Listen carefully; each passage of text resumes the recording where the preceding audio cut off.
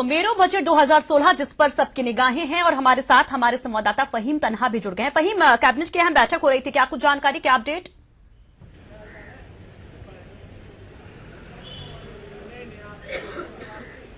जी सुषमा, देखिए कैबिनेट की बैठक शुरू हो चुकी है। अभी कुछ देर पहले ही मुख्यमंत्री हरीश रावत यहां पहुंचे हैं विधानसभा में, और ऊपर उनके कार्यालय का जो सभागार है उसमें बैठक शुरू हो गई है। और इसमें अगर मुद्दों की बात करें तो इसमें तकरीबन आधा दर्जन ऐसे मामले हो सकते हैं जिन पर फैसला हो सकता है। मोटे तौर पर उसमें एक जो पंचायती राज एक्ट है वो सदन में आना है बिल, उसके ड्राफ्ट को लेकर के कैबिनेट की औपचारिक मंजूरी हो सकती है। इसके अलावा जो सेवा नियमावली है, उद्यान विभाग का एक ढांचा है, कर्मचारी ढांचा, उसको भी कैबिनेट की मोहर हो सकती है। और एक मलिन बस्ती नियमितीकरण को लेकर के एक राजकुमार कमेटी ने रिपोर्ट दी थी पिछले महीने, उसको लेकर के ड्राफ्ट पर भी कैबिनेट की मंजूरी हो सकती है, क्योंकि उसको लेकर के बिल लाना है सरकार को। ये बड़े बड़े 3 ऐसे मामले हैं। इसके अलावा कुछ छोटे मामले हो सकते हैं जो कर्मचारी नियमावली से संबंधित है, उनको लेकर के कैबिनेट की मोहर लग सकती है। और ये 11 बजे से पहले बैठक करने के बाद 11 बजे सत्र की शुरुआत होगी। जी बिल्कुल फहीम, और समझा जा सकता है जिस तरह से एक के बाद एक बैठक हो रही कैबिनेट की, फरवरी से लगातार चौथी या 5वीं बैठक हुई है ये, तो समझा जा सकता है कि सरकार भी कितनी ज्यादा मुश्किल में है कि एक तरफ सबको सौगात भी देनी है, दूसरी तरफ अर्थव्यवस्था की सेहत को भी ध्यान में रखना है। और हमारे साथ हमारे 3 मेहमान भी लगातार बने हुए हैं। डॉक्टर वीबी चौरसिया, अर्थशास्त्री, वीरेंद्र मिश्र, प्रदेश प्रवक्ता बीजेपी, शिल्पी अरोड़ा, कांग्रेस महामंत्री हमारे साथ हैं। तो सबसे पहले चौरसिया जी, आपकी बात आपसे बात करेंगे कि सर्विस सेक्टर की अगर बात की जाए तो जो केंद्र का बजट था, कृषि में निवेश के लिए सर्विस टैक्स बढ़ा दिया गया। और अगर उत्तराखंड की बात की जाए तो सबसे बड़ा जो सेक्टर है इस वक्त, जो सबसे ज्यादा बूम कर रहा है, जो अर्थव्यवस्था के लिए सबसे इंपॉर्टेंट है, वो है सर्विस सेक्टर। क्या सर्विस सेक्टर को लेकर कोई बड़ा ऐलान हो सकता है, क्योंकि केंद्र से पहले ही चोट लग चुकी है इसको?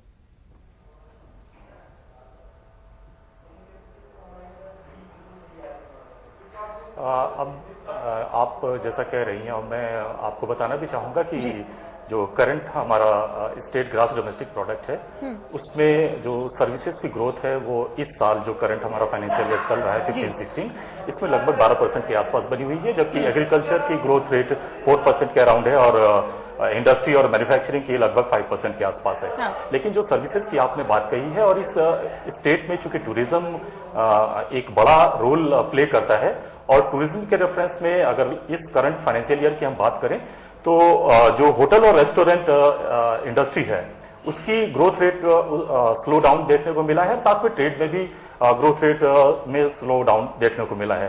तो सर्विस टैक्स ऑलरेडी चूंकि ये सेंट्रल गवर्नमेंट के द्वारा 0.5% इंक्रीज कर दिया गया है, अराउंड 15% हो चुका है, तो इसका इफेक्ट सारी सर्विसेज के ऊपर आएगा। स्टेट गवर्नमेंट में भी उसका इफेक्ट देखने को मिलेगा। लेकिन जैसा मैंने पहले ही बताया है कि जो 2 सेक्टर्स हैं वहां पर जो ग्रोथ की पॉसिबिलिटीज हैं, उसके कंपेरिजन में सर्विसेज में ग्रोथ की पॉसिबिलिटी ज्यादा है।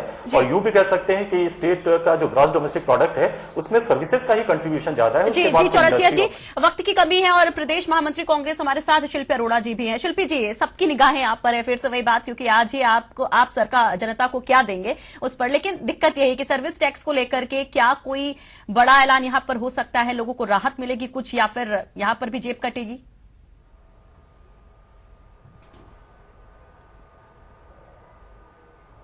सुषमा जी, देखिए अब केंद्र बजट से जो प्रदेश को निराशाएं हुई, अब देखिए अर्धकुंभ हमने अपने बलबूते पर किया, 400 करोड़ से ज्यादा का हमने निर्माण कराया, केंद्र से हमें किसी तरह का कंट्रीब्यूशन नहीं मिला। ये हमारा कहना नहीं है, उनके खुद के सांसद श्री निशंक जी ने अरुण जेटली को ये लेटर लिख के कहा था। महंगाई चरम सीमा पर है, 15% सर्विस टैक्स बिल्कुल इलॉजिकल है, लेकिन मुझे नहीं लगता, क्योंकि ये केंद्र का विषय है, इसमें राज्य सरकार कुछ कर पाएगी। चलिए ठीक है, अपनी तरह से आप राहत देने की कोशिश करेंगे। चलिए ठीक है, वीरेंद्र मिश्र भी हमारे साथ बने हुए हैं, बीजेपी प्रवक्ता। वीरेंद्र जी, पर्यटन को लेकर भी कोई इंसेंटिव नहीं मिला, सर्विस टैक्स की मार अलग से पड़ रही है, क्या कहेंगे आप? छीटाकशी तो करते हैं, विपक्ष में बैठ करके पैर तो खींचते, लेग पुलिंग करते, लेकिन दिक्कत तो यह है कि सरकार मैनेज करे तो कैसे करे? आप ही कोई फॉर्मूला बता दिए संक्षेप में।